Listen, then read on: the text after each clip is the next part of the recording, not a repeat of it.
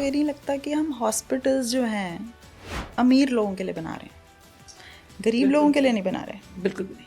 अगर आपका दिल सच्चा है और आप ठीक से काम कर रहे हो और आपकी ट्रीटमेंट में कहीं कोई डिले नहीं है, तो वो पेशेंट सेंस करता है, उसने देखा। आप सिर्फ हाई एंड फैसिलिटीज की तरफ मत देखो। डॉक्टर जो बोल रहा है अगर आप फॉलो करोगे ना तो आपको बहुत बेनिफिट मिलेगा। आपने ऐसा कभी कोई बिजनेस डिसीजन लिया है जो आपको लगा अगेंस्ट मेडिकल एथिक्स जा रहा है? This patient was not ready to listen. She wanted medication and she was very disappointed because I prescribed her detailed lifestyle changes. Probably she was not ready to accept that.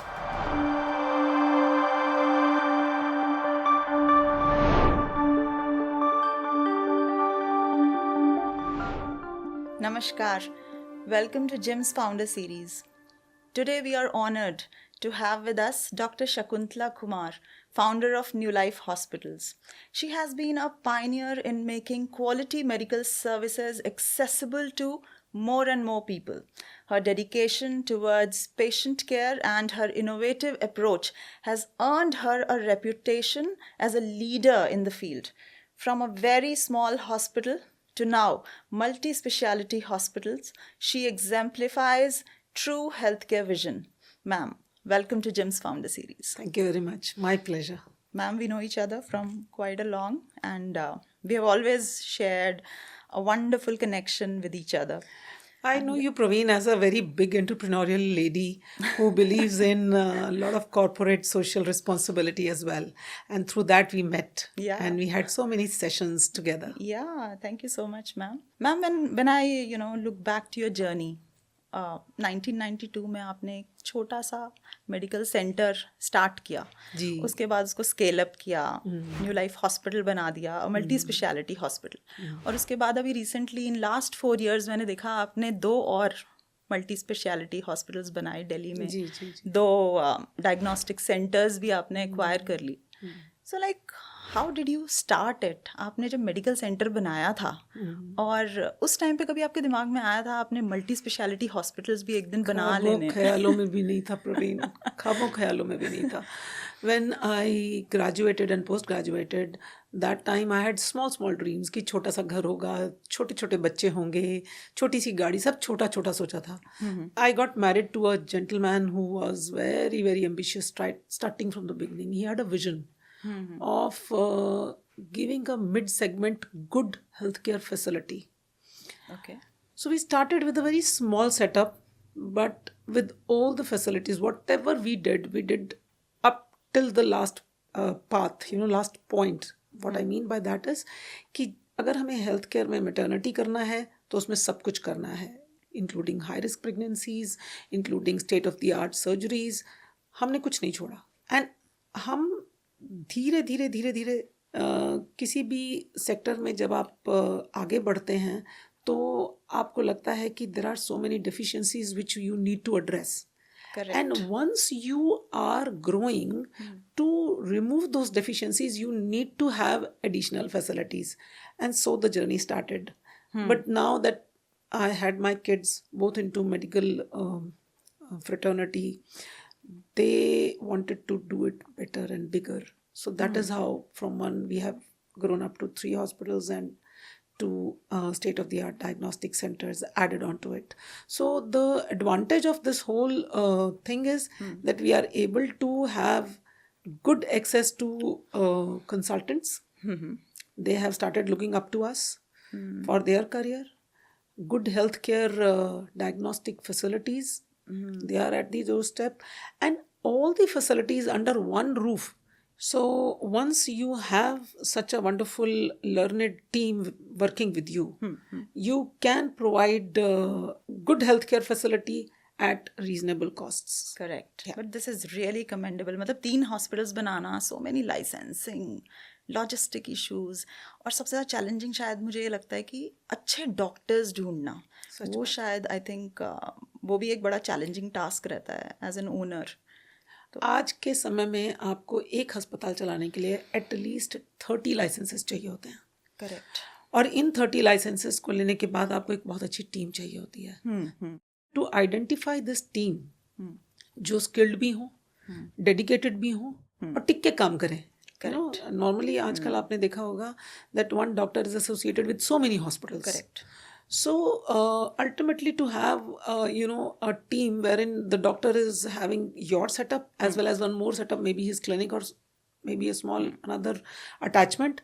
More than that, if they are running about, they are not able to provide good healthcare. Correct. In one particular organization.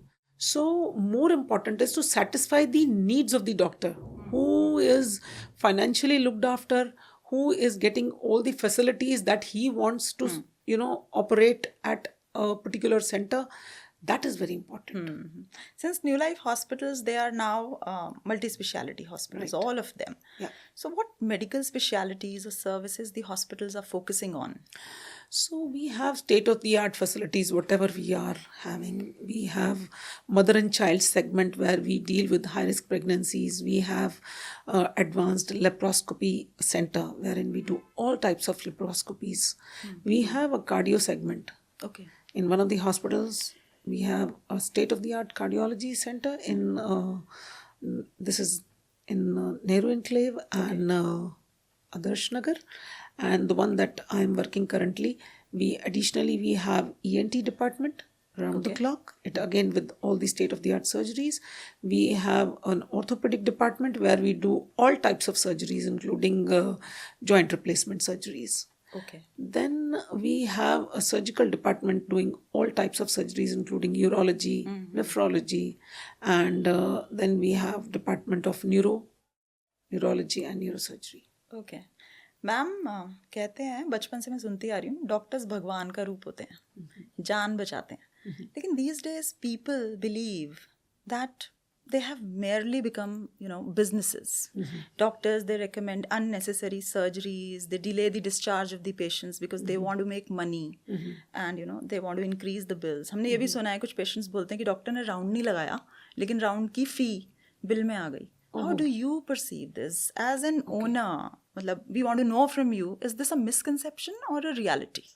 To an extent, it is a reality. Even I have got to know about it, But then, see, Praveen, जब भी कोई patient hospital में आता है, कितना पढ़ के आता है, कितना गूगल करके आता है. मैं तो सिर्फ एक ही बात कहती हूँ, सारी बातों को सम करके एक ही बात बोलती हूँ कि जब भी आप अपने हॉस्पिटल में आते हो तो अपनी एक प्री एडमिशन काउंसलिंग ज़रूर लो. एक फाइनेंशियल काउंसलिंग होती है जो हर हॉस्पिटल करता है. तो वो आपको पहले ही अपने सारे कॉस्ट बताए, उससे पूछो. यानी कि आपको एक तो ये काउंसलिंग ज़रूर लेनी चाहिए. दूसरा, आपको अपनी रोल्स एंड रिस्पॉन्सिबिलिटीज़ पता है, आपको अपनी ड्यूटीज़ पता है कि मुझे अपनी सारी बातें डॉक्टर को बतानी है, मुझे डॉक्टर से कुछ छुपाना नहीं है, मेरी क्या हैबिट्स हैं, ये सब आप बताते हो डॉक्टर को. आपको अपने राइट्स भी पता होने चाहिए. आपको ये पता होना चाहिए कि आपका राइट है अपना बिल जानना. डेली बेसिस पे आप अपना बिल लो. आप पूछो कि मेरे कितने विजिट्स आपने चार्ज किए हैं. ये एक एक टेस्ट का आप डिटेल पूछो. जो भी प्राइवेट हॉस्पिटल में आते हैं, mostly they are all very affording people. जो नॉन अफोर्डिंग है वो गवर्नमेंट हॉस्पिटल में जाते हैं. और गवर्नमेंट हॉस्पिटल में तो आप ये बातें बिल्कुल नहीं कहेंगे कि बिल बढ़ जाता है, डिस्चार्जेस डिले हो जाते हैं और पेशेंट को लंबे समय तक रखा जाता है. लेकिन प्राइवेट हॉस्पिटल में ये डाउट लोगों के मन में आता है. आप जब भी किसी प्राइवेट हॉस्पिटल में जाते हैं, आप हर बार, हर कदम पे, हर दिन अपने बिल के बारे में अगर जानकारी लेंगे, आप ये बात कभी नहीं कहेंगे. मैं तो सिर्फ इतना कहूँगी कि जब आप डॉक्टर को अपना डायग्नोसिस बता सकते हो, आप ट्रीटमेंट के बारे में इतना इंटरफियर कर सकते हो कि कई डॉक्टर कई बार इरिटेट भी हो जाते हैं कि भाई डॉक्टर मैं हूँ या आप हो, क्योंकि आप काफ़ी गूगल करके आए होते हो या पढ़ के आए होते हो, तो आप बहुत सारी बातें डॉक्टर के साथ शेयर करते हो. मैं तो नहीं इरिटेट होती, लेकिन अगर आप इतनी सारी चीज़ें जानते हो, मेडिकल फ्रेटर्निटी और मेडिकल टर्मिनोलॉजीज और दवाइयों के बारे में, तो आपको अपने राइट्स भी पता होने चाहिए. आपने भी गूगल की बात की. गूगल में जनरली लोग, Google is a doctor Google now, लोग जनरली अपने सिम्टम्स उस पर चेक करके आते हैं, अपनी डायग्नोसिस बना के आते हैं, राइट. और बहुत सारे ऑनलाइन प्लेटफॉर्म्स भी हैं जहाँ पे लोग अपनी बीमारी शेयर करते हैं. ऑनलाइन डॉक्टर्स भी अवेलेबल होते हैं जो उन्हें बताते हैं कि आपको ये बीमारी हो सकती है या आप ये टेस्ट कराइए, फर्दर टेस्ट की रिक्वायरमेंट है. बिल्कुल. कभी कोई ऐसा फनी इंसिडेंट हुआ न्यू लाइफ में आपके साथ कि कोई पेशेंट आया हो और वो आपने डायग्नोसिस जो बनाई हो फैल गया हो कि नहीं भाई, मेरे को तो ऑनलाइन डॉक्टर ने ये बोला है, मुझे तो ये बीमारी नहीं हो सकती? कुछ ऐसा कभी हुआ? Can you believe it? Every other patient comes, doctor, I'm a PCOD patient. Yes. कितना कॉमनली आपने ये सुना होगा, I am a PCOD person, I am a PCOD patient, मुझे तो PCOD है. अभी आपको मैं कैसे बताऊं कि diagnosis of polycystic ovarian disease या diagnosis of polycystic ovarian syndrome एक बहुत ही स्पेशलाइज्ड डायग्नोसिस है. जस्ट मैं आपको एक एग्जांपल देती हूँ. It is like something like this कि आप किसी को देखो, कि मैं प्रवीण को देखूं और बोलूं कि यू आर फ्रॉम यूरोप. जब तक आपका पासपोर्ट ना देखा जाए, कोई कैसे बता सकता है कि आप यूरोप से हैं या आप श्रीलंका से हैं या आप पाकिस्तान से हैं या आप इंडिया के हैं. Correct. Just by looking at you. Similarly, just by looking at the ovaries of a person, you cannot say the person is PCOD. और क्या करते हैं लोग, पढ़ के डायग्नोसिस बना के हमारे पास आते हैं, और इसका एक बड़ा फॉल आउट ये हो जाता है कि अगर आप कोई ट्रीटमेंट बताते हो जो कि बेसिक है, उसको लगा कि बहुत बेसिक है. मुझे एक बार एक 1 स्टार रिव्यू मिला. मतलब अभी तो आपको पता होगा ना कि लोग आपको रिव्यूज भी देते हैं. यस, बिल्कुल. और वो रिव्यू अगर आप मेरे पेज पे जाके देखेंगे, तो it was a review where in the lady said कि I had come with so much of expectation कि doctor will prescribe me so many medicines, and all she told me was, after a long discussion, she told me lifestyle changes only. Just by changing the lifestyle of a person, how much you can achieve, this patient was not ready to listen. She wanted medication and she was very disappointed because I prescribed her detailed lifestyle changes. Probably she was not ready to accept that. Everything has to be on the shoulder of the doctor, diagnostic facilities, and money can buy you health. This is what the perception of some people is, which needs to change. Correct. Yes, absolutely. आजकल हम ये भी सुन रहे हैं, the gap between health care and hospitality is shrinking. Now the hospitals, they are not just the treatment centers. They offer luxury rooms, concierge services. They give the personalized care to their patients, and patients also get a comfort of a 5-star hotel with a premium touch. तो इससे एक तरफ तो हम क्या कर रहे हैं कि पेशेंट को कंफर्ट दे रहे हैं, सेटिस्फैक्शन दे रहे हैं, लेकिन कुछ लोगों का साथ में ये भी मानना है कि जो ज़रूरी इलाज है वो पीछे छूट रहा है. फॉर एग्जांपल, एक पेशेंट को तो स्पा थेरेपी मिल रही है, लेकिन कुछ पेशेंट्स हैं जो लंबी लाइन में खड़े हैं, उनको आईसीयू का बेड भी नहीं मिल रहा. कुछ गरीब पेशेंट्स हैं जिनको बेसिक दवाई भी नहीं मिल रही. तो in your opinion, is this trend sustainable in long run, where we are making a health care system money oriented, और जहाँ ज़रूरी इलाज के बारे में हम बात नहीं कर रहे, बेसिक लाइफ सपोर्ट की फैसिलिटीज़ जो इंक्रीज़ होनी चाहिए वो नहीं हो रही, और इमरजेंसी जो है वो उसका साइज़ वही है.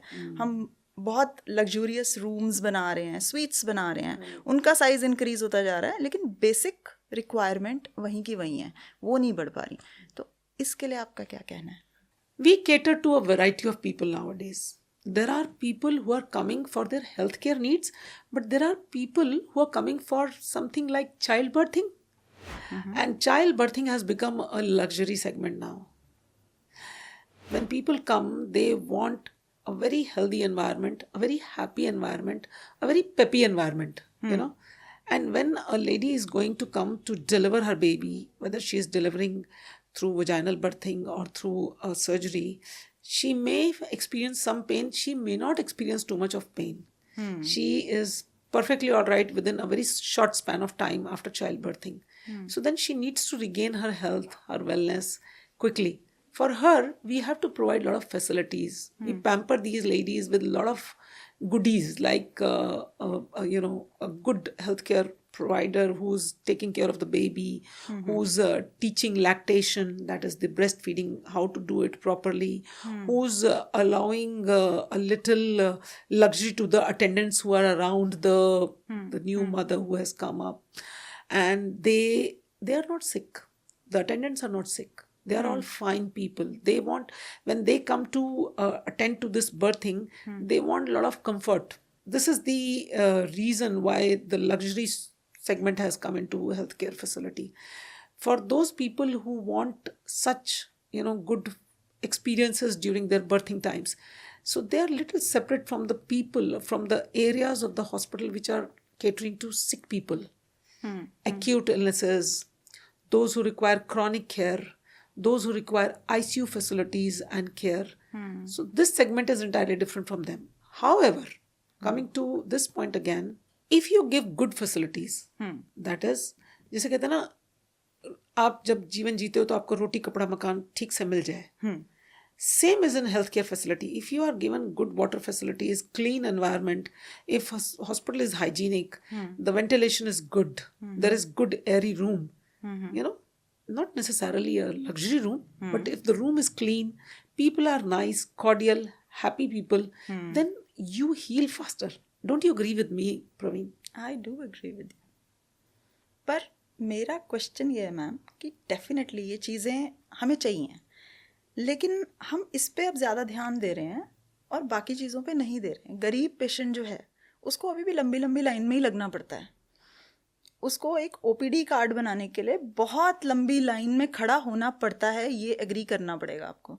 गवर्नमेंट हॉस्पिटल्स का भी ये हिसाब किताब है. प्राइवेट हॉस्पिटल्स की फ़ी इतनी ज़्यादा है कि हर बंदा मेडिकल ट्रीटमेंट अफोर्ड नहीं कर सकता क्योंकि बिल इतने ज़्यादा हैं.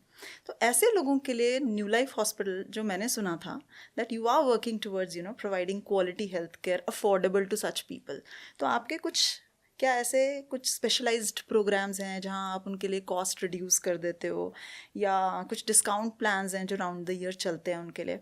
तो इसके बारे में मुझे आपसे बात करनी है. ये बात आपकी सच है कि बहुत लंबी लंबी लाइनों में इन गरीब लोगों को लगना पड़ता है. करेक्ट. मैं तो यही कहूँगी आपसे कि जो हमारा जनरल वार्ड है ना, वो भी एयर कंडीशनड है. वहाँ से हम लोग कोई बहुत ज़्यादा रेवेन्यू जनरेशन नहीं कर पाते हैं. मतलब अगर आप कहें कि प्रॉफिट मार्जिन बहुत ज़्यादा है तो बहुत ज़्यादा नहीं है, लेकिन उसके बावजूद भी उस एरिया को, जो जितने भी जनरल वार्ड्स हैं, उनको एयर कंडीशन इसीलिए किया गया है ताकि वेल वेंटिलेटेड रूम्स मिलें, एक हेल्दी और एक हैप्पी एनवायरनमेंट मिले इन पुअर पेशेंट्स को भी, और एक अफोर्डेबल हेल्थ केयर फैसिलिटी मिले. इसके अलावा हम लोग बहुत सारे कैंप्स हैं जिनको टाइम टू टाइम ऑर्गेनाइज करते हैं with the team which is super specialist team. तो ये सब लोग उन सेगमेंट्स में जाते हैं, जैसे स्लम एरियाज़ में जाते हैं या उन क्लस्टर्स में जाते हैं जहाँ पे कि मिड अर्निंग सेगमेंट्स सोसाइटी वाले लोग रहते हैं. उन सब जगह पे जाके ये लोग कैंप्स करते हैं, और ये कैंप्स एक्सक्लूसिवली फ्री हैं और उन लोगों के लिए है जिनको कि इन फैसिलिटीज़ की ज़रूरत है. सब लोगों को तो नी रिप्लेसमेंट की ज़रूरत नहीं पड़ती, लेकिन अगर किसी को नी रिप्लेसमेंट की ज़रूरत है और उसको लगता है कि हॉस्पिटल, गवर्नमेंट हॉस्पिटल में मुझे बहुत टाइम लगने वाला है और एक अच्छे रीजनेबल बजट में मुझे एक मिड सेगमेंट हॉस्पिटल में वो फैसिलिटी मिल जाती है, तो this is the knowledge we are spreading कि we are here for you. हम लोग अगर एक state of the art laparoscopy करते हैं, जैसे मान लीजिए हम एक लेप्रोस्कोपिक कोलिसिस्टेक्टमी यानी कि गॉल ब्लैडर सर्जरी करते हैं, तो उसमें एक हाई एंड फी स्ट्रक्चर भी है जिसमें कि लग्जरी रूम में रहने वाला मरीज़ है, लेकिन एक बेसिक जनरल वार्ड का पेशेंट भी है जिसको कि हम बहुत ही रीजनेबल कॉस्ट पे वही फैसिलिटी, वही सर्जन, वही state of the art instrument, वही थिएटर, उसमें वो सर्जरी प्रोवाइड कराते हैं. तो ये सब फैसिलिटीज़ हमारे यहाँ अवेलेबल हैं. मुझे लगता है लैक ऑफ अवेयरनेस भी है. अगर थोड़ा सा हम लोग भी एक्टिवेट रहें और ये इन्फॉर्मेशन अपने सब लेवल के लोगों को बताते रहें, तो शायद उन्हें भी ये पता रहे कि हाँ, there are these hospital who are existent, who are ethically practising, giving good care at a very reasonable cost. But you are doing a nice job. ये हेल्थ केयर कैंप्स जो आप लगाते हो, ये इनका ड्यूरेशन क्या होता है? लगभग महीने में 2 कैंप्स लगते हैं. ओके. और ये कैंप्स हम जनरली उन्हीं एरियाज़ में लगाते हैं जो कि बहुत अफोर्डिंग लोग नहीं हैं. ओके. और वहाँ पे हमारी पूरी टीम जाती है, जिसमें कि एक डायग्नोस्टिक टीम होती है, कुछ एक बेसिक फैसिलिटीज़, जैसे मान लीजिए किसी को बोन डेंसिटोमेट्री पता करना है, उसको ये जानना है कि मेरे बोन्स में कितना कैल्शियम का कमी है, दर्द का कारण क्या है जो बहुत ज़्यादा दर्द हो रहे हैं, तो सिंपल ट्रीटमेंट प्रोवाइड करते हैं हमारे डॉक्टर्स, हमारे स्पेशलिस्ट वहाँ पे, और उससे भी उनको बहुत फ़ायदा मिलता है. तो जब आप एक डॉक्टर की फैसिलिटीज़ को अवेल करते हो ना, तो आप सिर्फ हाई एंड फैसिलिटीज़ की तरफ मत देखो. डॉक्टर जो बोल रहा है, अगर उसको भी अगर आप फॉलो करोगे ना, तो आपको बहुत बेनिफिट मिलेगा. तो इन कैंप्स का यही बेनिफिट है. ओके. तो कुछ वेलनेस प्रोग्राम्स भी आप कराते हो कैंप्स के अलावा? क्योंकि आजकल हम बड़ी प्रिवेंटिव हेल्थ केयर के बारे में बात करते हैं, जहाँ पे हमें अपना लाइफस्टाइल जो है उसको भी चेंज करने की बहुत ज़रूरत है टू बी हेल्दी. तो वो कैसे करते हो? तो हम लोगों का पेनिट्रेशन जैसे इंडियन मेडिकल एसोसिएशन में भी है, जो हमारे डेली गायनोकोलॉजिस्ट फोरा है, जो हमारे वेरियस प्लेटफॉर्म्स हैं जिनमें कि हम गायनोकोलॉजिस्ट आपस में बैठते हैं और बातें करते हैं, रीसेंट एडवांसेस डिस्कस करते हैं, इसी प्रकार के जो और अलग हमारे प्लेटफॉर्म्स हैं। फिर कुछ एक यहाँ पे तो हम लोग अपनी नॉलेज एनहांस करते रहते हैं, क्या अपडेट्स हैं उनको लेते रहते हैं, सो दैट कभी हम जो हमारी फैसिलिटीज़ हैं, जो हमारी रीसेंट एडवांसेस हैं, उनमें हम कहीं पिछड़ ना जाएं। अब इनको हम मिड सेगमेंट या लो सेगमेंट तक कैसे पहुंचाएं, उसके लिए हमारे कैंप्स तो ही हैं, लेकिन डिस्काउंटेड वेलनेस प्रोग्राम्स भी हम टाइम टू टाइम रन करते रहते हैं। और अगर मान लीजिए प्रोग्राम रन नहीं भी हो रहे, उसके बावजूद भी अगर कोई आता है जिसको हमारी सर्विसेज की ज़रूरत है और जिसको कुछ डिस्काउंटेड फैसिलिटीज़ चाहिए, तो प्रवीण, कॉरपोरेट में और एक मिड सेगमेंट हॉस्पिटल में यही फ़र्क होता है कि कॉरपोरेट में आपको नहीं पता आपको किसके पास जाना है, करेक्ट, लेकिन यहाँ पे हम लोग हमेशा एक्सेसिबल और अवेलेबल होते हैं और ये डिस्काउंटेड सर्विसेज हम प्रोवाइड कर पाते हैं। हम कोई मूवी देखते हैं ना हॉस्पिटल के बारे में या कोई वेब सीरीज देखते हैं, कई बार उसमें ऐसे बड़े ड्रामेटिक से सिचुएशन दिखाते हैं, high voltage drama, patients argue कर रहे हैं, पैनिक हो रहे हैं, अटेंडेंट्स भाग रहे हैं इधर उधर, डॉक्टर्स इधर उधर भाग रहे हैं। और हर सर्जरी के साथ अगर हम देखें तो कुछ कॉम्प्लिकेशंस के रिस्क होते हैं। कभी ऐसा हुआ है न्यू लाइफ हॉस्पिटल में, कभी ऐसी कोई ड्रामेटिक सिचुएशन आई है जहाँ पे आपके साथ या आपके हॉस्पिटल के किसी डॉक्टर के साथ कुछ ऐसी सर्जिकल कॉम्प्लिकेशन हो गई है या किसी और तरीके की कॉम्प्लिकेशन हो गई जिसमें हॉस्पिटल का थोड़ा सा सिचुएशन ख़राब हो गई हो, एक हंगामा सा खड़ा हो गया हो? और मुझे ऐसा लगता है since you own the hospital, आपके लिए ऐसी सिचुएशंस को मैनेज करना वो बड़ा इमोशनली और प्रोफेशनली हमें ड्रेन करता है। तो कभी ऐसा लगा आपको, और कभी इस तरह की कोई सिचुएशन आई हो और उसको कैसे टैकल किया, उससे बाहर कैसे आए आप? प्रवीण, बड़ा आपने तो पैंडोरस बॉक्स खोल दिया। ये एक बार नहीं कई बार हुआ है और मैं आपको एक बड़ा इंटरेस्टिंग सा बताऊंगी, क्योंकि हमारा जो मदर एंड चाइल्ड सेगमेंट है काफ़ी एडवांस्ड है।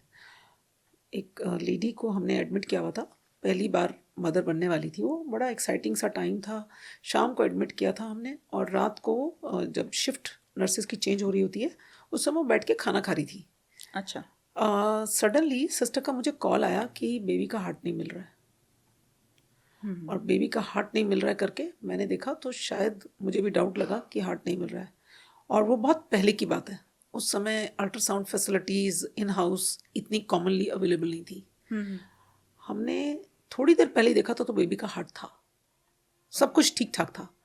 तो हमें लगा कि हम इसे लेके मैंने उनके हस्बैंड को ये न्यूज़ ब्रेक करी कि मिल नहीं रहा है, दिक्कत लग रही है। और मैं लेके भागी फटाफट इमीडिएटली, क्योंकि सेम फ्लोर पे हमारा थिएटर था, ऑपरेशन थिएटर। हमने फटाफट ऑपरेट किया और बहुत कोशिश की, लेकिन वो बेबी हम बचा नहीं पाए। The baby had probably had a demise in utero only, inside the uterus only. अब मैं सोचती रह गई कि हुआ क्या, क्योंकि बेबी के गले में कोई कॉर्ड नहीं फंसी हुई थी, कोई उसने पॉटी अंदर नहीं करा था। जैसे होता है कई बार सोचते हैं कि बच्चे ने कहीं मिकोनियम पास कर दिया हो, अंदर स्टूल पास कर दिया हो, ऐसा कुछ हुआ हो, तो ऐसा कुछ भी नहीं हुआ था। आप सोचो इस समय मेरे चाइल्ड स्पेशलिस्ट भी खड़े हैं, बाई चांस 2-3 और डॉक्टर्स वहाँ पे कुछ और सर्जरी करने आए थे, वो भी मुझे सपोर्ट देने के लिए आके खड़े हो गए। अब ये न्यूज़ कैसे ब्रेक करें, क्योंकि कुछ भी नहीं हुआ था। इसमें जो आपकी थर्ड आई है ना, वो काम करती है। यानी कि सबसे पहले तो आप अपने पैरों पे खड़े हो जाइए, अपने आप को गैदर करिए। हमने तो कुछ मेरा कॉन्शियस क्लियर होना चाहिए। मैंने क्या गलत किया, मैं वही उसी समय डिटेक्ट किया, उसी समय मैंने ट्रीट करने की कोशिश की। मेरा काम है best of the treatment provide करना, रिजल्ट देना ऊपर वाले का काम है। मैंने उस समय उनके हस्बैंड को बुला के ये न्यूज़ ब्रेक करी और बहुत काम और कंपोज होके करी, बड़े आराम से। उनको पानी वानी पिलाया, उनके 2-3 अटेंडेंट से वो भी आके खड़े हो गए। फिर उनके फादर का फ़ोन आया कि मैं CID से बोल रहा हूँ। मैंने कहा देखो सर, मैं भी यहाँ बैठी हुई हूँ और सब कुछ यहाँ पे सामने सामने है, आप आओ, आपको क्या करना है आप मुझे बताओ, मैं यहीं पे हूँ। उसके जो इस लेडी का जो हस्बैंड था उसने मुझे ये बोला, मैम आप, you will be shocked to hear his response. He said, ma'am जिस जगह पे मैं रहता हूँ वहाँ ऊपर नीचे दाएं बाएं लेफ्ट राइट आगे पीछे सबके बच्चे आपने पैदा किए हैं। I know you have done your best. Okay. मेरी किस्मत खराब है जो ऐसा हो गया. आपने कभी ये आंसर सुना है? आप तो सोचते होंगे कितना वायलेंस हुआ होगा, लेकिन अगर आपका दिल सच्चा है और आप ठीक से काम कर रहे हो और आपकी ट्रीटमेंट में कहीं कोई डिले नहीं है, तो वो पेशेंट सेंस करता है, उसने देखा. और आपको ये जान के बड़ी हैरानी होगी कि उसके बाद में 2 बच्चे हुए, एक बेटी और एक बेटा, दोनों मेरे हाथ से हुए. और वो मेरी बहुत अच्छी फेसबुक फ्रेंड है. अरे very मैं सिर्फ आपको इतना बताना चाहती हूँ कि जो हमारा ग्रीफ मैनेजमेंट, एम्पैथी और केयर प्लान, इसमें कोई डेफिशिएंसी और लैकुना कभी नहीं होना चाहिए. correct. इसके बाद आपकी जो वाइब्रेशंस हैं, आपकी प्योरिटी की वाइब्रेशंस, आपके ट्रुथफुलनेस की वाइब्रेशंस और आपकी जो स्पिरिचुअल ऑरा आपके आगे पीछे जो आप क्रिएट करते हो, by being meditative, by being careful that you are not thinking wrong about anyone. एक होता है ना जिसे कहते हैं सबके लिए अच्छी भावना. Correct. इस भाव से जब आप किसी का इलाज करते हो ना, तो देखो आप एक ऐसी प्रोफेशन में हो जिसमें पैसे की कोई प्रॉब्लम ही नहीं है. लेकिन उसके साथ साथ वो पेशेंट भी फिर आपके साथ जुड़ जाते हैं. उन्हें ये पता होता है कि मेरा डॉक्टर ट्रूथफुल है, मुझे चीट नहीं कर रहा, मेरे साथ गलत नहीं कर रहा, मेरा कुछ गलत होगा ही नहीं. जब ये फेथ आ जाता है ना, जो एक अम्ब्रेला आप प्रोवाइड कर देते हो, एक शील्ड जब आप अपने पेशेंट को दे देते हो कि don't worry, I am there for you, तो वो काम करती है. वो बहुत इंपॉर्टेंट है हमारे प्रोफेशन में. ये चीज़ हमें अपनी कभी लूज नहीं करनी है. बिल्कुल. हम चाहे कितना ही बिजनेस माइंडेड क्यों ना हो जाएं, कितना ही हम कमर्शियलाइज ना हो जाएं, लेकिन इस बेसिक कॉन्सेप्ट को अपने पास हमेशा संभाल के सहेज के रखना है, ताकि आपका पेशेंट आपको ट्रस्ट करे. बिल्कुल. What a nice thought. Very nice. कभी कभी ऐसे होता है ना मैम, जैसे medical knowledge is just not enough, है ना. Sometimes the doctor has to rely on its instinct or empathy, जैसे आपने बताया. And sometimes it happens that you push a patient to a risky surgery knowing that the patient's chances are slim, but that's the only choice and that's the only hope. So can you recall a moment where you had to trust your gut, over and above conventional medical wisdom to help a patient? I was about to leave the hospital, packing up and ready to go, and lo and behold comes my electrician who manages the electricity department of the hospital with the lady, वो उसकी शायद कोई पड़ोसन थी, who is gasping for breath. She is almost 7.5 months pregnant, about to die, and she is literally, मतलब उसके मुंह से झाग आ रहा था और वो एक इतनी पैथेटिक सिचुएशन में थी. I said, इसको आप किसी बड़े हॉस्पिटल में ले जाइए. He said, मैम मुझे आपसे बड़ा कुछ नहीं पता. आप, मैंने कहा ये पेशेंट मर जाएगी, ये नहीं बचेगी. कहते हैं वो तो हमें पता है ये मर जाएगी, इसीलिए हम आपके पास लाए हैं. हम जानते हैं ये मर जाएगी, पर हम आपके पास लाए हैं क्योंकि हमें ये फेथ है कि ये शायद नहीं मरेगी, अगर हो सकता है ये बच जाए. उस समय जब हम सारे कंसेंट्स पे साइन फटाफट जो बाकी टीम है उसने कंसेंट्स पे साइन वगैरह ले लिए, हम लोगों ने ट्रीटमेंट शुरू कर दी. वो जब पेशेंट ऐसा बोलता है ना कि हमें पता है ये मर जाएगी, तो आपको लगता है कि हमें इसको मरने नहीं देना. बिल्कुल. उस समय हमने, जब ये पेशेंट ने हमें ये ट्रस्ट दे दिया कि डोंट वरी, हमें पता है बहुत हाई रिस्क पेशेंट है, आप इलाज करिए, हम लोगों ने ट्रीटमेंट शुरू किया. एक कंडीशन होती है जिसे कहते हैं पल्मोनरी एडिमा, यानी कि लंग्स में पानी भर जाता है. उसमें हमें कुछ दवाइयाँ देनी होती हैं जो हम एक प्रेग्नेंट लेडी को नहीं दे सकते. अब ये लड़की प्रेग्नेंट भी थी और इसको ये कंडीशन भी थी जिसमें उस दवाई की जरूरत थी जो प्रेगनेंसी में नहीं दी जाती. I called up my physician, जो कि दूर बैठे हुए थे, आ नहीं सकते थे उस समय. उन्होंने कहा डॉक्टर साहब प्रेगनेंसी को भूल जाओ, पहले इसकी जो इमरजेंसी है, इसको सांस नहीं आ रही है, इसको ट्रीट करो. हम लोगों ने उस समय अपनी किताबें भी खोल ली थी, लेकिन वो जो कॉल करा और ट्रीटमेंट चालू किया, उसके बाद जो मेरे एनेस्थेटिस्ट आए उन्होंने मुझे गुस्सा किया कि आपने ये पेशेंट क्यों लिया, क्योंकि उसको हमें अर्जेंटली सिजेरियन करके बच्चे को भी मेरे मन में ये थॉट था कि मदर तो बच रही है, बच्चा भी बचा लेते हैं. तो एनेस्थेटिस्ट ने बोला कि आपको ये नहीं करना चाहिए था, आप पेशेंट बचा लो, बच्चा नहीं बचेगा. तो मैंने कहा मैं खड़ी हूँ, हाई रिस्क कंसेंट मेरे पास है और आप करिए इसको. And this was a patient who required high and tertiary care and post op ICU care. और उस समय हम लोगों के पास इतनी high and care equipments available नहीं थे. हम सीनियर डॉक्टर्स थे लेकिन वो इक्विपमेंट्स हमारे पास नहीं थे और वो कॉन्फिडेंस था पेशेंट का. करेक्ट. उसके आधार पे अल्टीमेटली हमने माँ और बच्चे दोनों को बचाया और वो दोनों अपने घर गए और सब कुछ इतना अच्छा रहा. लेकिन ये जो ड्रामेटिक सिचुएशंस हैं, ये ड्रामेटिक सिचुएशंस दो तरह से सैल्वेज होती हैं. डॉक्टर की स्किल लेकिन साथ ही साथ पेशेंट का फेथ. बिल्कुल, एब्सोल्युटली. जब आप अपने डॉक्टर को अननेसेसरी क्वेश्चन करते हो और आप अपने डॉक्टर को मेडिको लीगल तलवार पे लटका देते हो तो फिर वो डॉक्टर काम नहीं कर सकता. Gross negligence not acceptable, negligence not acceptable, careless attitude absolutely not acceptable. Yes. Distrusting your doctor is also not The acceptable. doctor also requires a confidence Yes. from the end of the patient. Yes. You should trust your doctor. Don't go to a doctor you don't trust. If you trust your doctor, leave it on your doctor. उसको full hand permission दो कि doctor आप करिए जो आपको करना है, हम आपको कंसेंट देते हैं. उसके बाद आप देखिए क्या मैजिक होगा. It's a magic and it's miracles that happen. Yes. They happen only, it has to be a Both two-sided. ways. Yes, you don't have to just question the doctor at every step. अब आप क्या दवाई लगा रहे हो? अगर उस समय मुझे वो क्वेश्चन करते हैं कि डॉक्टर आप ये दवाई क्यों दे रहे हो, उस समय अगर डॉक्टर गूगल होता तो वो उसको खोल के पढ़ते. वो लोग हर एक एम्प्यूल को टूटे हुए एम्प्यूल को भी बैठ के पढ़ना शुरू कर देते ये हैं. तो बच्चे को भाई नुकसान कर देगा. आप ये दवाई दे कैसे सकते और उस समय तो ना तो बच्चा बचता ना माँ बचती. तो पहले तो माँ को ही बचाना है. इसलिए ये बड़ा इंपॉर्टेंट है कि आपका एक बोथ वेज अगर चल रहा होगा ना, communication, silent communication as well as verbal communication, तो ट्रीटमेंट हमेशा बहुत अच्छा होगा. करेक्ट. मैम, आजकल technology is playing a great role. Technology has done wonders, I would say, in medical science. अगर हम रोबोटिक सर्जरी के बारे में बात करें, बड़ी पॉपुलर हो रही है. May be because of small incisions, high precision, less blood loss, less hospital stay. तो रोबोटिक सर्जरी जो है अभी it is directly under the control of a surgeon. Console पे सर्जन बैठते हैं और उनके हिसाब से रोबोटिक सर्जरी काम करती है. सिमिलरली आजकल हम 3D प्रिंटर्स के बारे में बात कर रहे हैं.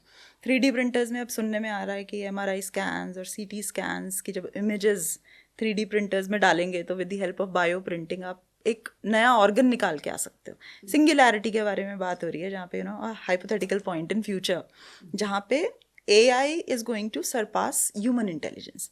आपको क्या लगता है ये टाइम आने वाला है जहाँ पे robots and AI this is going to replace human doctors? क्या लगता है आपको? प्रवीण, देखो ऐसा है, ये पहली बात तो आपका क्वेश्चन बहुत ही अच्छा है. क्योंकि आजकल हर पर्सन के मन में ये बात है कि एक दिन ऐसा आएगा जब AI डॉक्टर्स को ही रिप्लेस कर देगी. बिल्कुल. ह्यूमन माइंड बहुत कॉम्प्लेक्स है. पहली बात तो हमेशा ध्यान रखिए कि ठीक है, एडवांसमेंट्स भी हैं, मशीन्स भी बहुत अच्छी हैं, we have state of the art equipments, we have everything, लेकिन ultimately it is the man behind the machine that matters. उस आदमी को उस मशीन के साथ कितना कंट्रोल करना आता है उस मशीन को, और क्या करना है और क्या क्या उसके डोंट्स हैं, वो बहुत इंपॉर्टेंट है. तो मेरे ख्याल से जो स्किल है डॉक्टर की, उसको AI कैसे कभी भी सरपास नहीं कर पाएगा. मैं आपको एक एग्जांपल देती हूँ. आपके पास एक पर्सन आता है जिसको खांसी हो रही है. वो पर्सन क्या करेगा? गूगल करेगा. वो गूगल करेगा कि भाई मुझे ट्यूबरक्लोसिस भी हो सकता है, मुझे लंग कैंसर भी हो सकता है, और मुझे तो पता नहीं कोई बहुत सीरियस बीमारी भी लग सकती है. और अगर वो थोड़ा सा कैजुअल बंदा होगा तो वो बोलेगा कि नहीं मुझे तो दिन प्रतिदिन की खांसी है और ये मेरी थोड़ी लंबी चल गई है, कोई डरने की बात नहीं है, आई विल बी ऑलराइट. तो ये खांसी जो है ये हो सकता है लंग से ओरिजिनेट कर रही है, हो सकता है इसका कारण हार्ट में है. अगर किसी को हार्ट की प्रॉब्लम है और उसका पानी, उसकी वजह से पानी लंग में भर जाए, तब भी तो उसको खांसी हो सकती है. इसकी इंटरप्रिटेशन इन टोटलिटी एक अच्छा डॉक्टर ही कर सकता है. बहुत सारी चीज़ें हैं जिनकी वजह से खांसी होती है, लेकिन कुछ ऐसी चीज़ें हैं जो कि एक बहुत अच्छा क्लिनिशियन ही डायग्नोस कर सकता है. तो मुझे नहीं लगता कि अभी बहुत जल्दी AI सरपास कर पाएगा. लेकिन कल को क्या होगा, परसों क्या होगा, I really will not be able to predict. Of course, technology is advancing at a very fast pace. So is the ailment, the number of diseases that are coming in the human body. Yes, जो चीज़ें आपने पहले कभी सुनी नहीं होंगी वो आजकल कितनी कॉमन हो गई हैं. बिल्कुल. उनको ट्रीट करने के लिए एक बहुत ही कॉम्प्लेक्स ट्रीटमेंट मोडालिटी चाहिए, जिसमें कि ना सिर्फ दवाइयों का, मशीन का, बल्कि लाइफस्टाइल का भी बहुत बड़ा रोल है. तो ये मुझे नहीं लगता कि AI कभी भी आपको बहुत अच्छे से इन टोटलिटी बता पाएगा. उसके लिए आपको एक क्लिनिशियन की कहीं ना कहीं ज़रूरत पड़ेगी. हो सकता है प्रिवेंटिव हेल्थ केयर में एक ऐसा समय आएगा जब आप प्रिवेंशन के ऊपर ज़्यादा फोकस करेंगे, जो कि कई चीज़ों में आजकल हो भी रहा है. वो भी एक ऐसा सेगमेंट होगा हेल्थ केयर का जिसमें कि मुझे नहीं लगता AI will completely take over human mind. बड़ा डिबेटेबल सा टॉपिक है वैसे ये. You never know what is going to happen next. तो एज अ फाउंडर, मतलब मैं फाउंडर से बात करती हूँ तो उनके पास ना बड़ी सारी स्टोरीज होती हैं ऑफ चैलेंजेस. आपने भी कुछ शेयर की अभी. तो हम बात करते हैं तब जब आपने मल्टी स्पेशलिटी हॉस्पिटल नहीं बनाया था और आप सोच रहे थे बनाने की. तब बनाते वक्त ऐसे कौन कौन से चैलेंजेस आए, आपने ऐसे कौन कौन से रिस्क लिए, उसके बारे में जानना है मुझे. मैं और मेरे हस्बैंड एक दिन ऐसे ही क्लिनिक में बैठे हुए थे एंड मेरे हस्बैंड ने अपना विजन शेयर किया. उस समय हम लोग एक हॉस्पिटल का लैंड लिया हुआ था और बना रहे थे. तो उन्होंने पूछा मेरे से कि क्या नाम होना चाहिए, एंड बड़ी स्पॉन्टेनियसली ये नाम मेरे मन में आया और हम लोगों ने ये नाम रखा. वहाँ से हम लोगों ने अपनी जर्नी शुरू की. उस समय देखो हम लोग बहुत ही बेसिक बैकग्राउंड से हैं, बहुत ही लोअर मिडिल क्लास, मेरे हस्बैंड भी और मैं भी. हमने सोचा था कि मेरे मन में तो जैसा मैंने आपको शुरू में बताया कि छोटा सा एक मेरा प्रैक्टिस होगा और सब कुछ छोटा छोटा. हस्बैंड का विजन था कि एक हेल्थ केयर सेगमेंट में हम लीप करें, हम जाएं और वहाँ पे हम सर्विसेज प्रोवाइड करें, और ना सिर्फ हम दोनों करें बल्कि हमारे साथ और भी डॉक्टर्स जुड़ें और उनको हम एक ऐसा प्लेटफॉर्म दें जिसमें कि वो प्रैक्टिस कर सकें फेयरली और विद ऑल दी एडवांसमेंट्स. तो इसमें पैसा चाहिए होता है जो हमारे पास था नहीं. तो हेल्थ केयर के लिए जो बैंक लोन्स देते हैं वो लोन्स लिए और धीरे धीरे हम आगे बढ़े. मुझे याद है जब हमारा ये हॉस्पिटल शुरू हुआ था तो इसकी क्लीनिंग तक भी मैंने अपने हाथ से की थी इनिशियली. उसके बाद फिर हमारे काम शुरू हुए, डिलीवरीज हुई, एडमिशन्स शुरू हुए और वहाँ से हम लोग अब एक ऐसे प्लेटफॉर्म पे आ गए हैं जहाँ पे कि अब जो लोग हमारे पास आते हैं they want instant cure, they want luxury in health care. They want the way you were talking about, they want concierge facilities, they want good services, they want not only good healthcare provision but the ancillary facilities should be state of the art. तो ये भी गलत नहीं है, ये भी ठीक है, but everything comes with a cost. When you go to a corporate hospital, you are ready to pay because they sell themselves. In a mid-segment hospital, we are yet to learn this trick of selling. We are not sellers. We don't sell health. We provide facilities, but we don't sell health. This is to be understood. So the challenges are nowadays different from what they were earlier. Now the challenges are how to promote that I am better than, Correct. the rest.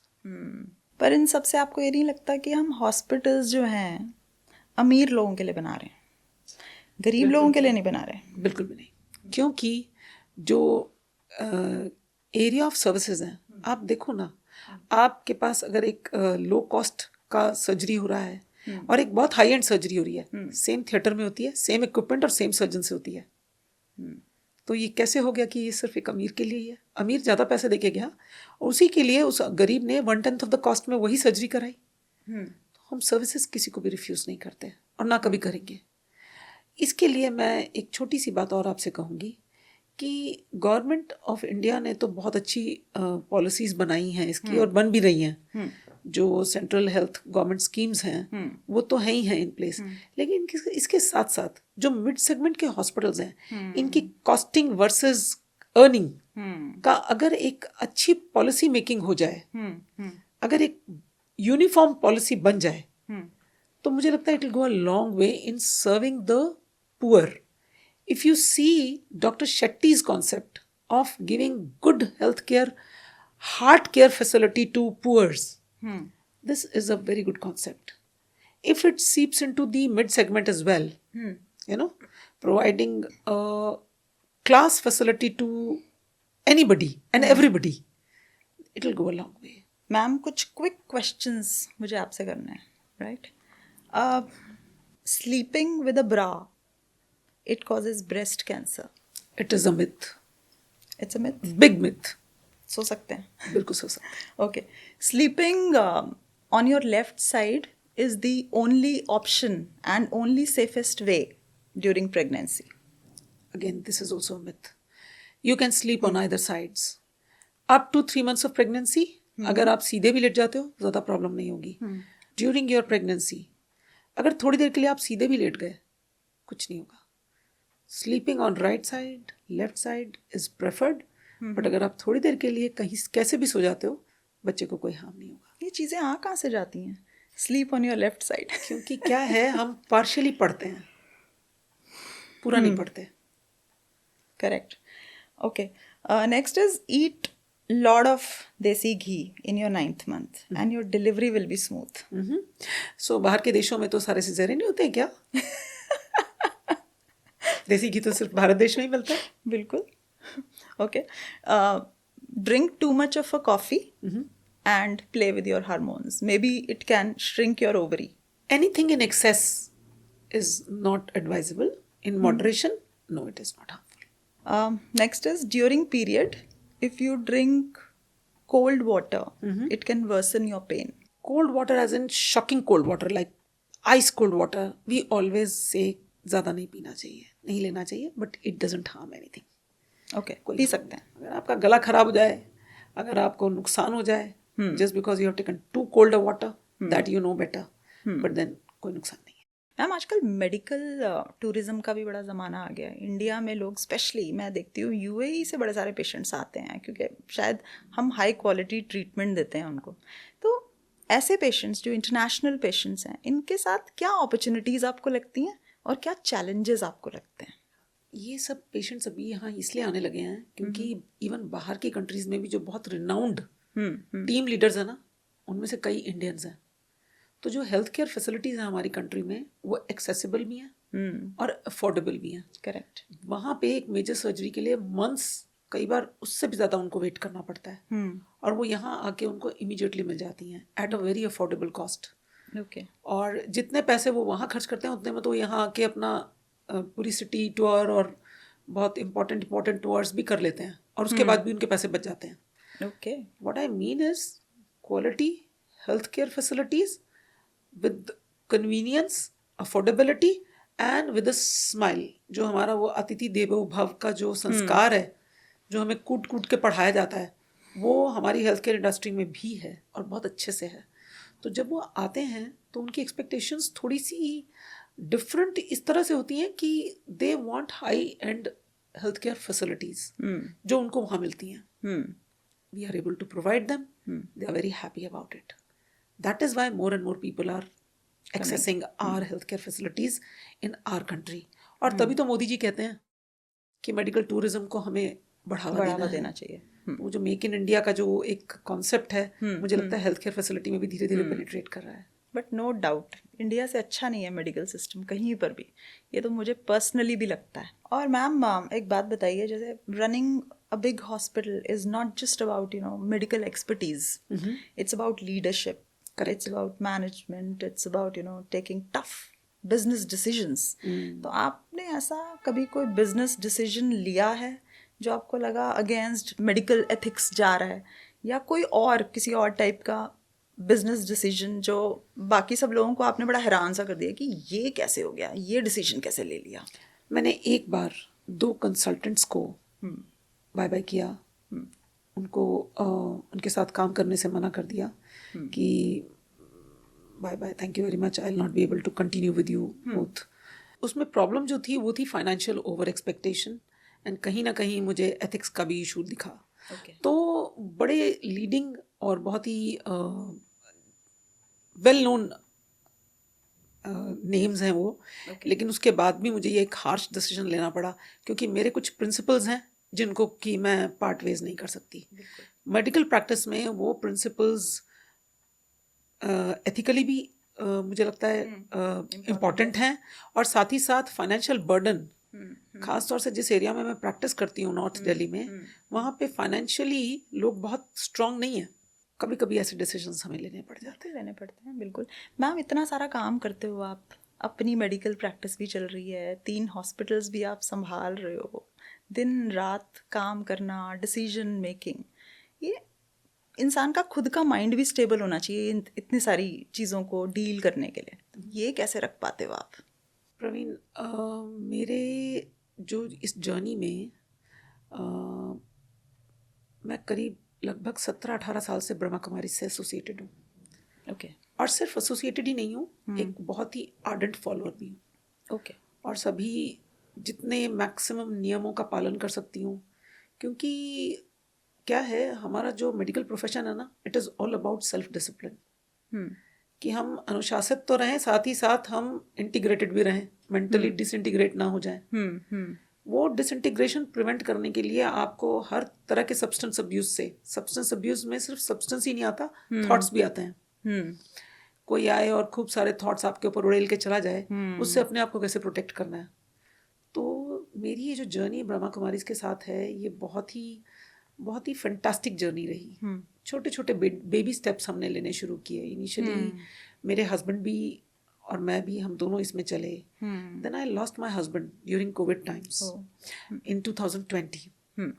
And जिस समय when I lost him, जो the first thought that came to my mind, I was handling the whole situation with a lot of grace and control. But when I lost him, the first thought that came to my mind was कि मेरे साथ तो कभी कुछ अहित हो ही नहीं सकता. परमपिता परमात्मा तो मुझे यही कहा है कि मेरे साथ तो कभी कुछ अहित हो ही नहीं सकता. दूसरा कॉन्सेप्ट इसमें हमें सोल कॉन्शियसनेस का सिखाया जाता है कि जो आत्मा है वो कभी मरती नहीं है, अजर अमर अविनाशी है. तो इन दोनों चीज़ों ने मुझे बहुत मदद की. एंड अभी वो नहीं है, लेकिन एक होता है ना कि उनका ऑरा साथ में रहता है. और जो काम हम दोनों मिलके कर रहे थे, अब मैं उसको आगे बढ़ा रही हूँ. मेरे दोनों बच्चे भी डॉक्टर हैं. मेरी बेटी भी मेरे साथ गायनाकोलॉजिस्ट ऑब्स्टेटिशियन है. High risk pregnancies, state of the art laparoscopies, सारी जो हेल्थ केयर है वो मेरे साथ वो कंधे से कंधा मिला के करती है. और वो भी फॉलोअर है ब्रह्मा कुमारीज की. हम दोनों मिलके रेगुलरली क्लासेस अटेंड करते हैं. हम लोग कोशिश करते हैं मैक्सिमम जितना हो सके नियम धारणाओं पे चलना, वो सब करते हैं. तो एक इनर डिसिप्लिन अपना मेंटेन करते हैं. बिल्कुल. तो at the end of the day हम लोग बहुत कंटेंटेड हैं, बहुत खुश हैं, सेटिस्फाइड हैं. हमें कुछ अपने लिए कुछ नहीं चाहिए. बिल्कुल बिल्कुल. क्योंकि बच्चों का एम्बिशन था कि हम एक हॉस्पिटल से मल्टी स्पेशलिटी हॉस्पिटल बनाएं और एक मिड केयर सेगमेंट में एक ऐसा रेवोल्यूशन लाएं जहाँ पे कि हमें अगर हाई एंड फैसिलिटीज़ चाहिए, नर्सेस चाहिए, कोई हमें पैरामेडिक स्टाफ चाहिए, तो हमें कहीं किसी तरफ देखना ना पड़े. उसके लिए हमें एक अच्छा चेन बनाना पड़ेगा, और वो टैलेंट मेरे बेटे में है. तो हमने कंधे से कंधा मिलाने का सोचा, क्योंकि हमें ये भी सिखाया जाता है अपने काम को करो, उसको नहीं छोड़ना, लेकिन साथ ही साथ अपने आप को इंटैक्ट रखो. बिल्कुल. और उसके लिए अपनी बैटरी को अगर हमें चार्ज करना है, तो उसके लिए जो कनेक्ट करना है वो किससे कनेक्ट करना है. तो कनेक्शन जो है वो है सुप्रीम अथॉरिटी के साथ. जिसके साथ आप कनेक्ट होगे उसके जैसे ही बन जाओगे. ये ब्रह्मा कुमारीज का स्लोगन है. Very nice. इस स्लोगन को लेके जब वो हमारे साथ सेल्फलेसली हमें जब वो पढ़ाती हैं, हमें जब सिखाती हैं, वही एनर्जी लेके हम अपने वर्क प्लेस में आते हैं, उसको स्प्रेड करते हैं. हेल्दी रहते हैं, हैप्पी रहते हैं, कंटेंटेड रहते हैं. बिल्कुल. Anything that keeps you going, जिसको करके आपको सुकून मिले, शांति मिले. आपको लगे कि मैं इतनी सारी उलझनों में फंसा हुआ हूँ और इस चीज़ को फॉलो करके अगर मुझे अच्छा लगता है तो मुझे लगता है उसको करने में बिल्कुल एब्सोल्युटली कोई बुराई नहीं है. मैम, आप क्या एडवाइस दोगे उन लोगों के लिए जो हेल्थ केयर सेक्टर में कुछ करना चाहते हैं आपकी तरह? हेल्थ केयर सेक्टर में अगर आप आ रहे हैं, आप प्योरली ये माइंडसेट बना के आ रहे हैं कि आपको बहुत सारे पैसे बहुत जल्दी कमाने हैं और बिजनेस करना है, सिर्फ बिजनेस करना है, इस पॉइंट ऑफ व्यू से आ रहे हैं, तो मुझे लगता है हेल्थ केयर सेक्टर आपके लिए एक्सक्लूसिवली नहीं है. ऑफ कोर्स आप आइए, आप खूब पैसे बनाइए, लेकिन हैव पेशेंस. हर कोई भी चीज़, मुझे नहीं लगता प्रवीण कि किसी भी बिजनेस में आप ओवरनाइट रिच बन जाते हो. हर जगह आपको आपकी आपकी एक जर्नी होती है जो आपको ट्रैवल खुद करनी पड़ती है, कहीं भी. और जो लोग एम्प्लॉयर्स होते हैं, जो एम्प्लॉयमेंट जनरेटर्स होते हैं, उनकी जर्नी थोड़ी खास होती है, क्योंकि ना सिर्फ वो अपने लिए काम करते हैं, बाकी दूसरों के लिए भी एम्प्लॉयमेंट जनरेट कर रहे होते हैं. तो ये एक जर्नी है. इस जर्नी को ट्रेड करने के लिए आपका जिगरा अच्छा होना चाहिए. Absolutely. You have to have that mindset that what you are going to do is not going to yield overnight results. आराम से आइए, काम करिए, पेशेंस रखिए. If you are a good horse, लंबी रेस के घोड़े हो, बिल्कुल. एथिकली काम करोगे, बढ़िया से अपने पेशेंट्स को काउंसिल करोगे, अपनी पेशेंट्स को अपने साथ लेके चलो, उनके कॉन्फिडेंस को अपने साथ लेके चलो, then sky is the limit. Thank you so much, ma'am, for coming to our show today, because I know you are always very, very busy, and you have taken out time for discussing with us and sharing your insights and knowledge with us. Thank you so much for being on the show. Thank you, ma'am. You are not only a presenter, but you are a great friend as well, Yes. Praveen. So it was entirely my pleasure. Thank you for having me here. Thank you, ma'am. Dr. Shakuntala Kumar's journey is a reminder that in healthcare, it is not just about providing services. It is about making a difference in the life of the people by providing access and quality of care. We wish New Life Hospitals a continued success. And with this, I conclude my 5th episode of Jim's Founder Series. Dhanyavad.